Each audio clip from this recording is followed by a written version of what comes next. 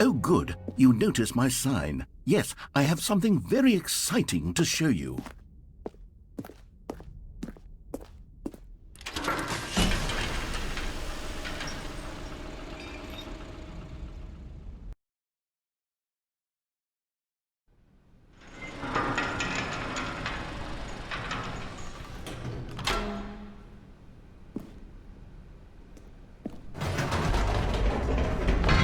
You see, Stanley, I've been reflecting on the Stanley Parable and about how roundly disappointing this ultra-deluxe version has turned out to be. The original Stanley Parable was a landmark, and any new content for it should live up to that legacy. So forget this ultra-deluxe nonsense. I say we take it one step even further. Which is why I'm very proud to announce for the first time ever, the Stanley Parable 2.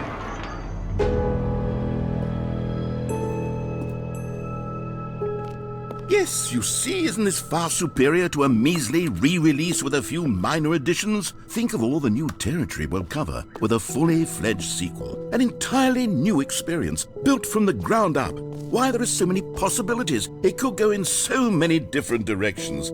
This is what fans have truly been asking for.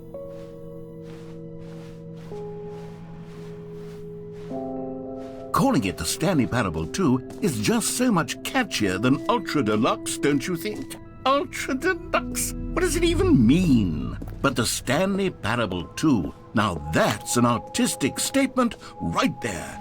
It's future-oriented. It screams progress and innovation and long-term franchising potential.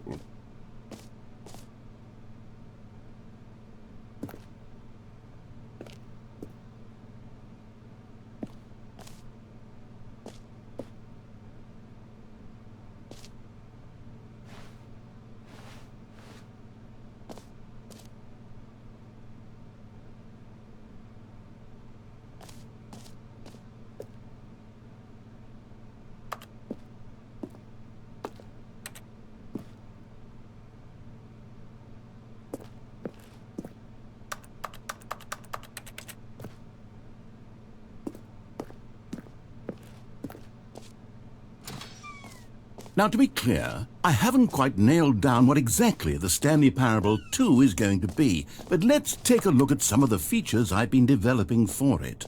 I figure that if I can loosely organize a handful of interesting concepts, that surely the game will sort of naturally spring up around them. It'll all work itself out. Game development is much more of a fuzzy magic than anything scientific or logical, really.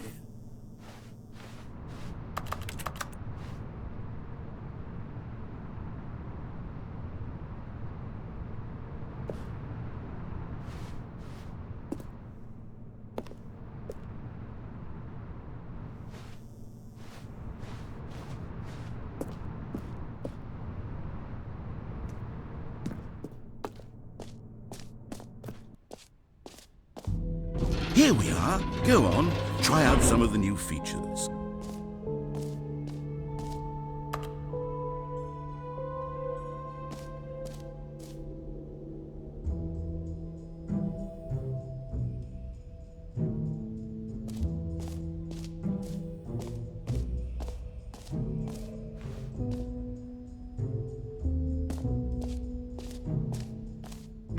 For the Stanley Parable 2, I asked myself, what do players really want? And of course, the first and most obvious answer is that they want to be individually recognized and validated as people. So with that in mind, my first addition to the game is this button which speaks the name of the person playing the game. Isn't that wonderful? Jim. Sorry, I should have clarified. Right now, the button only says the name Jim. But of course, in the final game, this button will say your name, whatever name that is. Here, let's have you role-play as Jim to really simulate the full experience of this feature. Just play along. I promise you'll love it. Okay, here we go. Let's take a deep breath, clear your mind, forget whoever you are, and simply become a person named Jim. I want you to imagine yourself living as Jim. Sleep. Jim. Whoa, hold on. I wasn't finished setting up the backstory. If you don't properly roleplay as Jim, then you'll never understand the impact of this button. Otherwise, it's just a stupid button that says somebody else's name. Okay, we're doing it again, and this time let me finish first. Now, allow yourself to become Jim. Imagine yourself driving to work as Jim, playing frisbee on the weekends as Jim, staying up all night for a popcorn and horror movie sleepover as Jim, developing a crippling Jim. All right, fine, whatever. It's just a meaningless button that says Jim. Are you happy now? Get out of here. I'm done with this button. Why don't you go humiliate me in front of a different feature that I worked very hard on?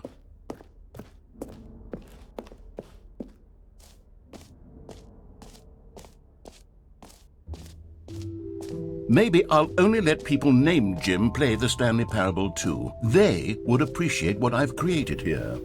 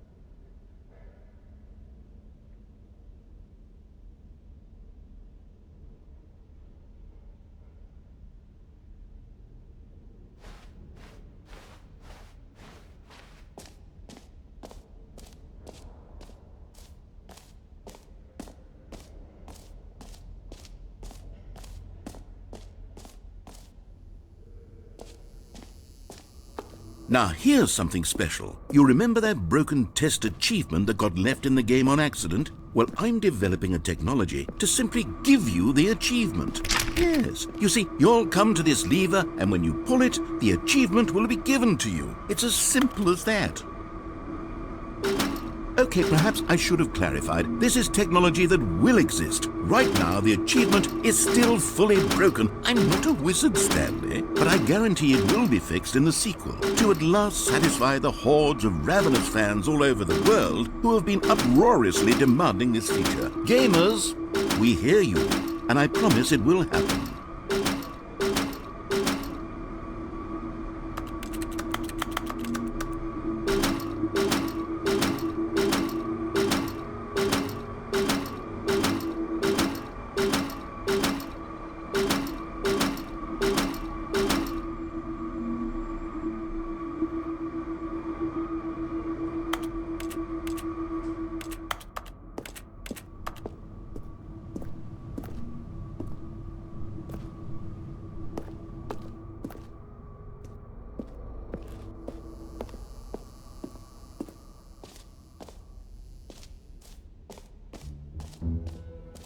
What else? What other exhibits haven't we seen yet?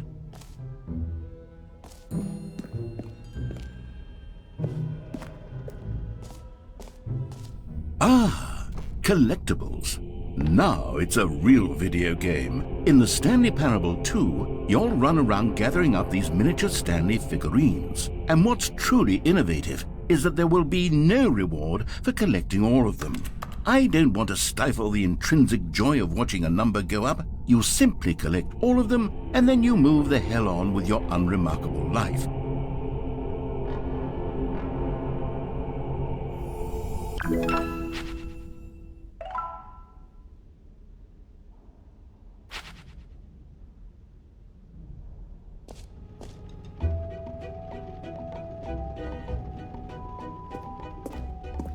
God, it really is the worst when you collect everything in a video game and then they give you a big fancy reward for it. Absolutely tragic.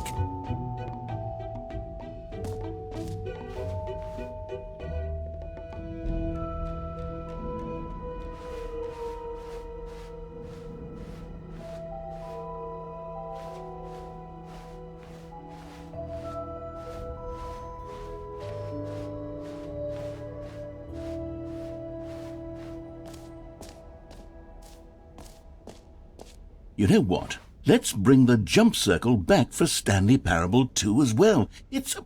Oh, wait. You already spent all your jumps the first time we saw the jump circle? Oh well. I suppose it can just be a nice decorative piece then.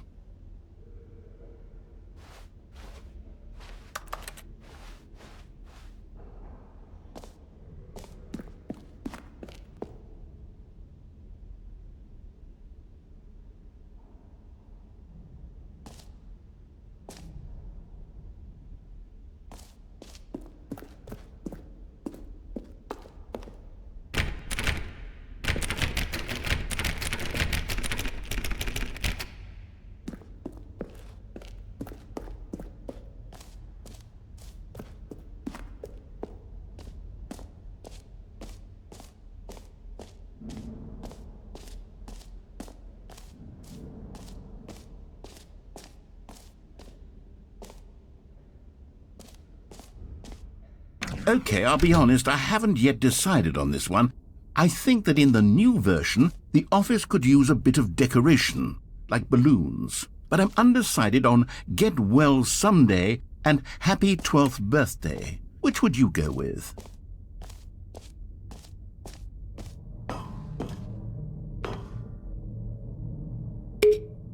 You know, sometimes when you solicit another person's opinion, it makes you realize that you knew which one you actually really wanted all along.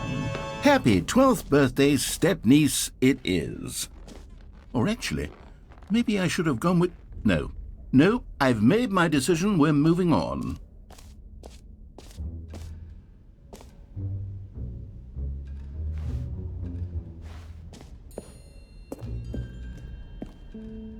A common complaint of the Stanley Parable was that it was confusing and paradoxical, that it engendered a chaotic sense of reckless despair in those who played it. Well, I'm happy to say that after much consideration, I've engineered a clever solution to this fundamental problem with the game. It's the Stanley Parable Reassurance Bucket. You see, Stanley, anytime you're holding the bucket, a sense of calm and ease will fill your mind and your heart. It's true. As long as you hold on to the bucket, the many disorienting contradictions of the Stanley Parable will feel perfectly normal and perhaps even comforting. You may even come to long for the gentle embrace of jarring cognitive dissonance while the bucket is in your arms. And to be honest, it's a much more convenient solution for me than actually redesigning the game to be less uncomfortable. Can you imagine what a pain in the ass that would be? Yes, the bucket is the perfect solution. Come on, give it a try. Can you feel it? The glow of comfort, even in the face of crushing despair, must already be sweeping through your body. And in fact, can I say that I do believe the bucket lends you an air of charisma as well? I think that just holding it has made you the slightest bit more attractive as a person. The benefits of the bucket seem to go on, don't they? All this and more await you in the Stanley Parable 2.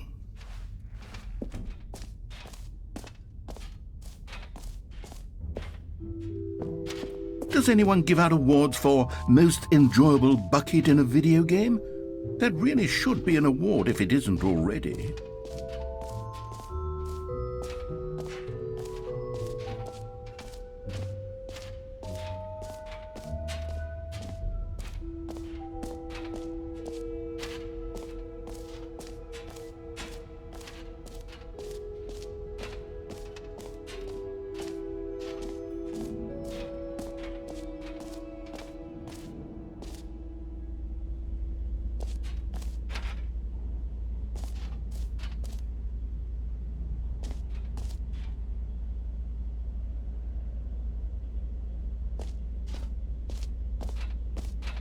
Stanley, here's an idea that I'm truly fond of. It's never been done before in a video game. This is, in fact, a hole that you can fall down forever. That's right. Infinite falling. You can fall until the end of time, if you like. A stunning leap forward for video games as a medium.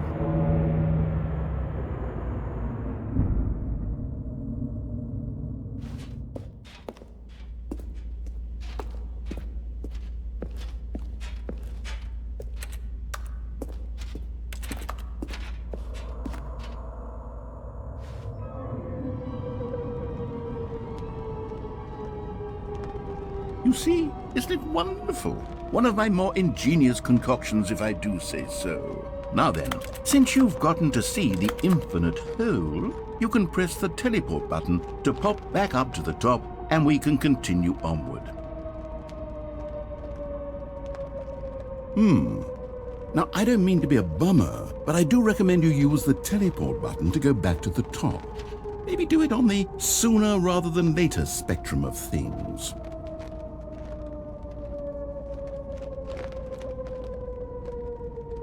Okay, Stanley, I don't know quite how to say this tactfully, but it's possible that I slightly exaggerated the infinite nature of the hole. Is it a very, very deep hole? To be certain it is. It's an extremely deep hole. I don't want anyone to say that it isn't an astonishingly deep hole. It is. Is it infinite? Well, that sort of depends on your definition of infinity. From one perspective, the infinite is merely philosophical in nature. It's more of a... Okay, well, good for you. You found the bottom of the hole. You found me out, Stanley. I'm a liar and a cheat, and you're so clever. Look, I think the issue here is just that you're unusually fascinated by falling. What normal person actually wants to fall infinitely? I figured the hole was as deep as anyone would actually need. Don't you put this on me. Maybe you're the problem. Look, things got a little heated there. I think we both said some things we didn't mean. Why don't we just put all this behind us and agree to just call the hole mostly infinite? If that works for you, then go ahead and press the teleport button to warp up to the top of the hole and we can move on. I'll just be up here when you're ready. Great. Now, I'm very excited to show you even more of my ideas for the sequel. Oh, for heaven... You see, I was right. The problem is you. The problem is that you like holes too much. Not normal. A normal person would have said, yep, that's an infinite hole right there, goes on forever till the end of time. Don't need to see it all, but not you. Oh, no, no, no, no. You have a weird sort of... Oh. Did the hole seem even shorter to you this time? I couldn't help but feel like you spent a little less time in there than you did before. I mean, admittedly, I didn't make an infinite hole, but I didn't think it was that not infinite. Well, I suppose once again there's nothing to do here. If you decide you've had enough of the hole, you can hit the teleport button and come join me up above. Had enough? I'm positively thrilled. Gosh, how could I have guessed? You're back in the hole. If this starts to become a thing where... Wow. Okay. Yes. I'm starting to become extremely certain that the hole is not only not infinite, but that it's growing steadily less and less infinite. I suspect that I'm starting to hit the point where it's no longer feasible to call the hole infinitely deep, even by the lax overall standards for accountability in marketing. What's going on here? Stanley, I have no explanation for the uncertain nature of the hole's length. Here, let's try something. Let's pop back up to the top, and we'll see if it gets any shorter. Well, there it is. The shame of my lie has come to... How is this still appealing to you? I know you're obsessed with holes, but at this depth, I just can't see this scratching the itch. Oh, who am I to judge? You just do whatever it is you're here to do and hit the teleport button when you're ready to move on. Is the, teleport button not working? You sure? Well, I mean, I really don't have an explanation. It was working just a moment ago. Try it again. Still nothing? Well, I suppose there is one thing I can do to fix this. I'm out. Goodbye, Stanley. You couldn't bear to be away from the hole, and now you'll get more time with it than you could ever have asked for. It's a win for everyone. You get to be with the hole, I get to do literally anything else. Take care, Stanley. I hope you and the hole have a wonderful rest of eternity together.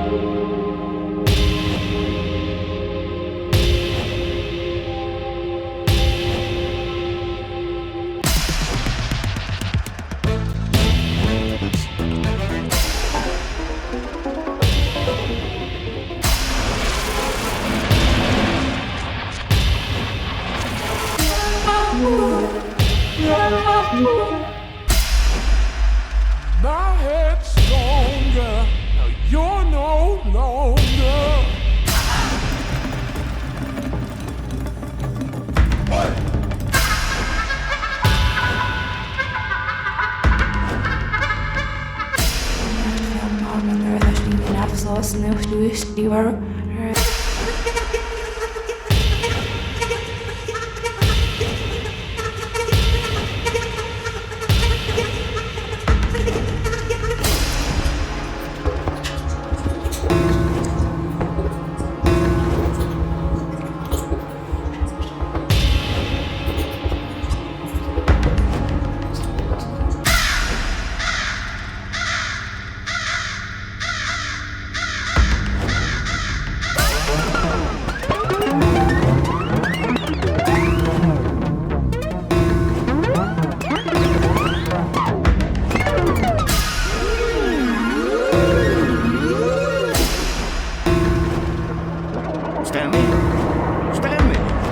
Stanley! Oh, good, you're awake. It seems you had sort of dozed off there, drifting away into dreamland. But we can't have that, Stanley, because this hole is just so darn fascinating that I want you to be wide awake for every second of it. You don't want to miss a single moment. So how about if I just pop in from time to time and wake you up to keep you really, truly focused on the hole? From the looks of things, you and I will have many, many years here in this hole, and I'm looking forward to all of them. Stay alert, Stanley. I'll be back. Toodle-pip.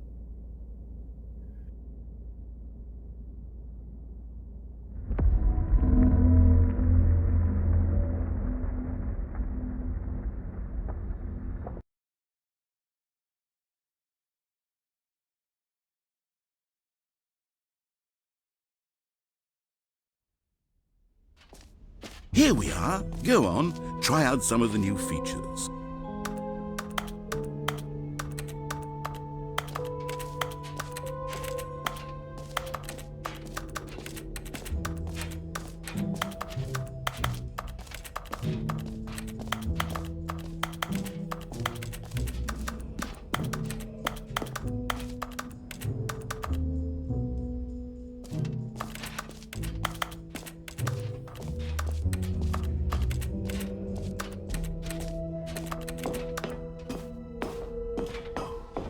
An epilogue would be fun, wouldn't it, Stanley? Yes, it will go at the end of the, well, we'll figure that out later.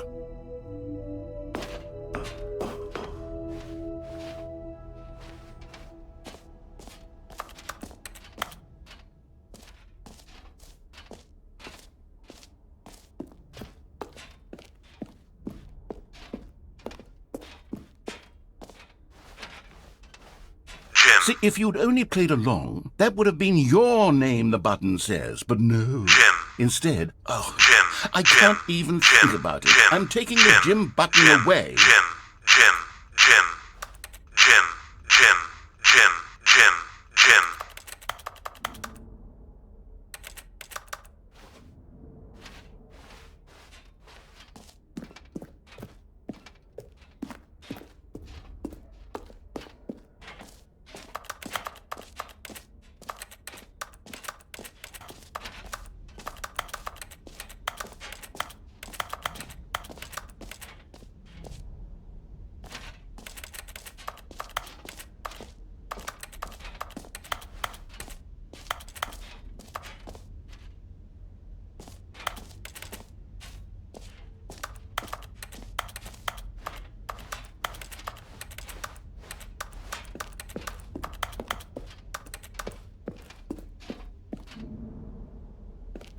All right, have you seen everything you wanted to? Ready to move on now?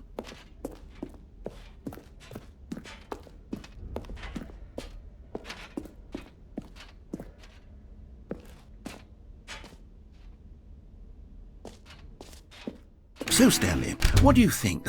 Do you like all of the new features? Yes, I know it's not exactly clear yet how exactly these features will come together as one single coherent video game, but I can feel it in my soul. It's going to work. There's definitely a good game in there somewhere. Say, let's do an experiment. I'll arrange these new features together, and we'll see whether or not it coheres into a meaningful gameplay experience. Okay, are you ready? Here it is. I give you the Stanley Parable 2.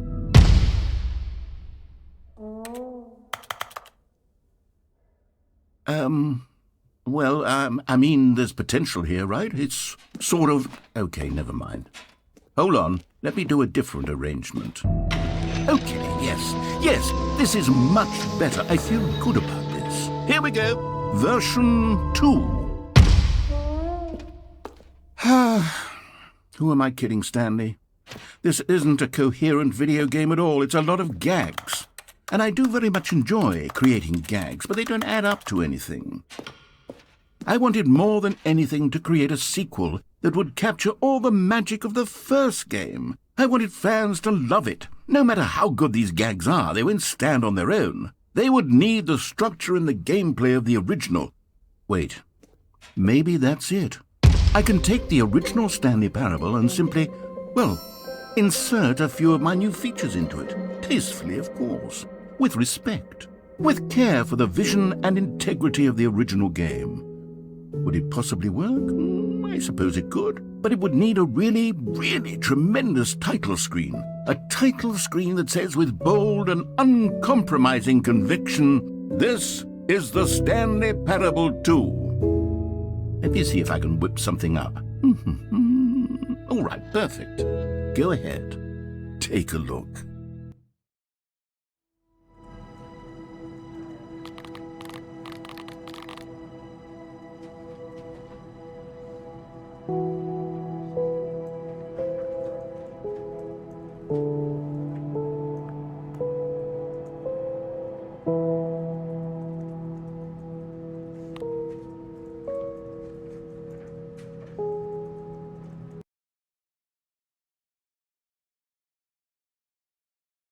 This is the story of a man named Stanley. Stanley worked for a company in a big building where he was employee number 427. Employee number 427's job was simple. He sat at his desk in room 427 and he pushed buttons on a keyboard. Orders came to him through a monitor on his desk, telling him what buttons to push, how long to push them, and in what order. This is what employee 427 did every day of every month of every year. And although others might have considered it soul-rending, Stanley relished every moment that the orders came in, as though he had been made exactly for this job. And Stanley was happy.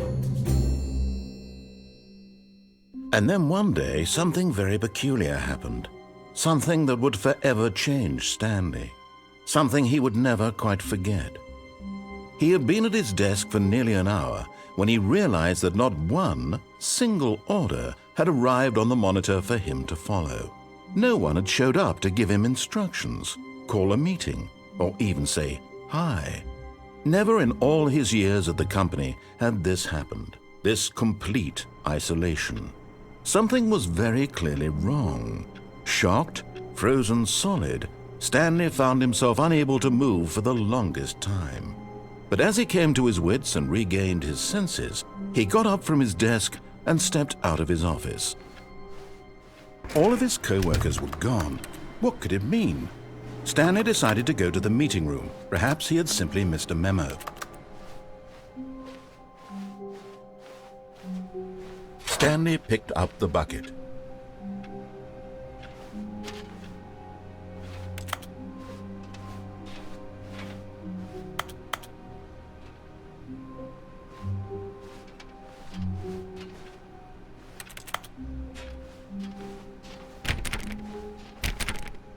Stanley pressed the bucket upon every little thing in the office. Nothing responded to the bucket's touch, but it did little to discourage Stanley's belief in the magic of the bucket.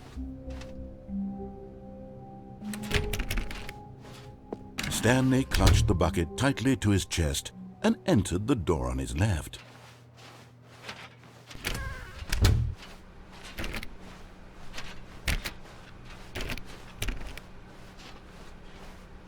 Still no one was here.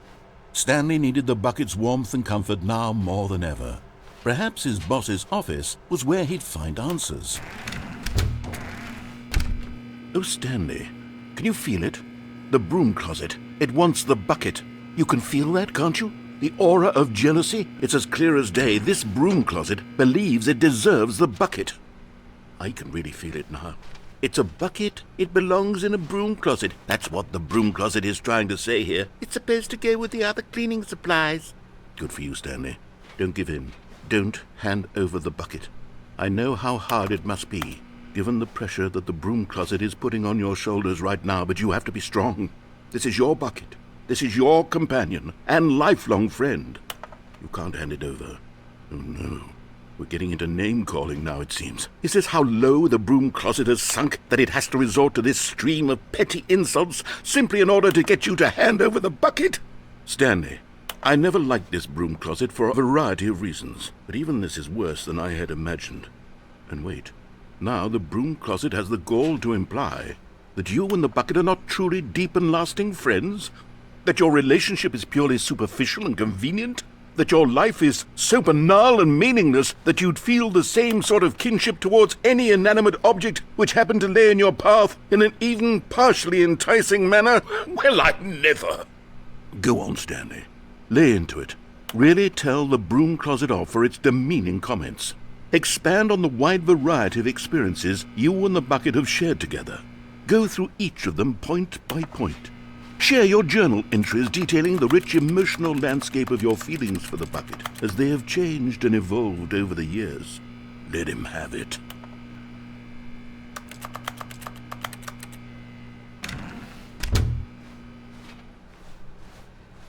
Coming to a staircase, Stanley and the bucket walked upstairs to the boss's office.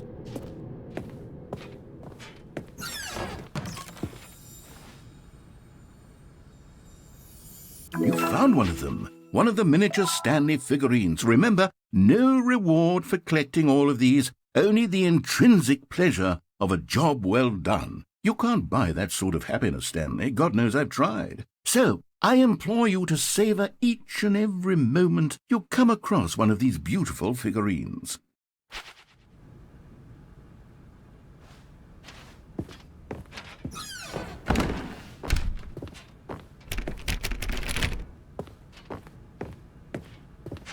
Stepping into his manager's office, Stanley was once again stunned to discover not an indication of any human life.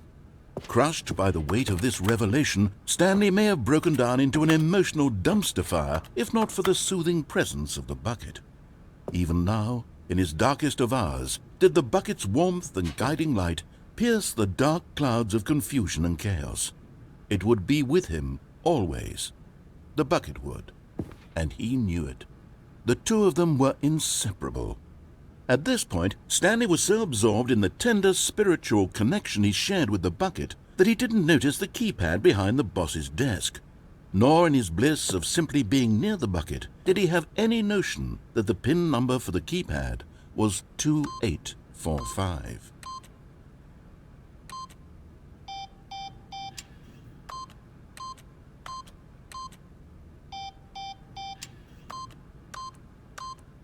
Stanley just sat around twiddling his thumbs. Trying to input anything on the device was useless, but Stanley guessed the correct code by sheer luck. Was it that the bucket knew all along? Was the bucket guiding him? Yes, this is certainly the most logical explanation.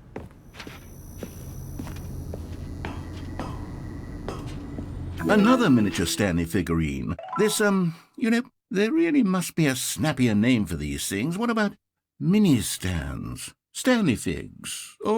What about Stanlerines? Yes, I think I like that. Another Stanlerine under your belt.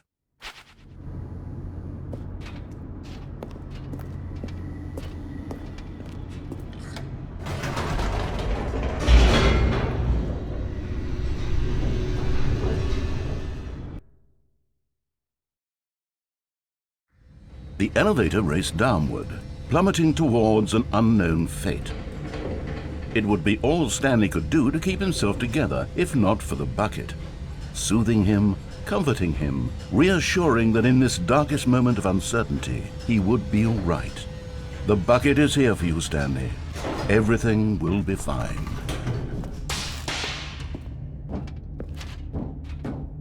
Stanley and the bucket walked straight ahead through the large door that read, Mind Control Facility.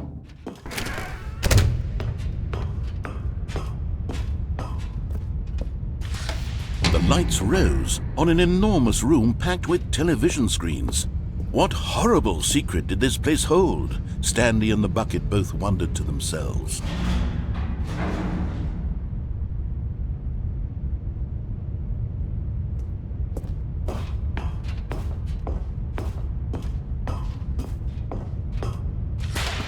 The monitors jumped to life, and Stanley nearly dropped the bucket in shock. Everyone in the office was being videotaped, monitored like guinea pigs. The bucket had never seen anything like this, and it very nearly burst into tears as Stanley cradled it gently, reassuring it that everything would be fine.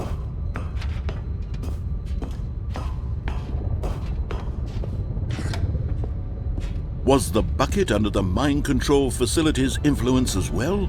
Had the bucket been told to do things it didn't wish to do? What kinds of things does a bucket want to do or not want to do in the first place? These questions raced furiously in Stanley's feeble mind. No! He screamed into the bucket. He couldn't accept it. His own life in someone else's control, never! He squeezed the bucket tighter. His one friend in the entire world. At this point, he could trust no one except for the bucket. But here was the proof. The heart of the operation. Controls labeled with emotions, happy or sad or content. Walking, eating, working, all of it monitored and commanded from this very place. And as the cold reality of his past began to sink in, Stanley decided that this machinery would never again exert its terrible power over another human life. For he and the bucket would dismantle the controls for good. Two best friends, Stanley and the bucket, up against the world. They high-fived in a really cool way, and the bucket made a sassy comment about taking down the system.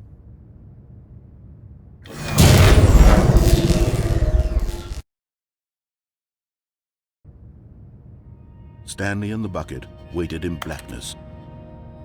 Was it over? Yes, they had done it. Stanley and the bucket had defeated their greatest and darkest enemy, freed themselves from the tyrannical grip of the evil mind control machine. Freedom was now mere moments away.